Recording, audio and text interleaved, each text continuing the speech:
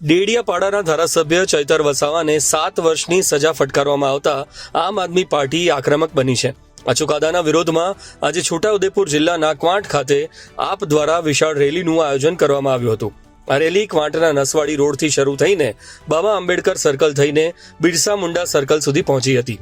રેલીમાં આપના કાર્યકરો અને સમર્થકો મોટી સંખ્યામાં જોડાયા હતા અને સૂત્રોચ્ચાર કરીને વિરોધ નોંધાવ્યો હતો। રેલી દરમિયાન ચૈતર વસાવાના સમર્થનમાં નારા લગાવવામાં આવ્યા હતા। કાર્યકરોએ કોર્ટના ચુકાદા સામે નારાજગી વ્યક્ત કરી ન્યાયની માંગણી કરી હતી।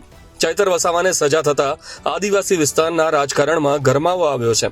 આમ આદમી પાર્ટીએ આ ચુકાદાને ઉપલી અદાલતમાં પડકારવાની જાહેરાત કરી છે। આગામી દિવસોમાં આ મુદ્દે વધુ વિરોધ કાર્યક્રમો યોજાઈ શકે છે। આવો નજર કરીએ વિરોધ રેલીના દ્રશ્યો પર।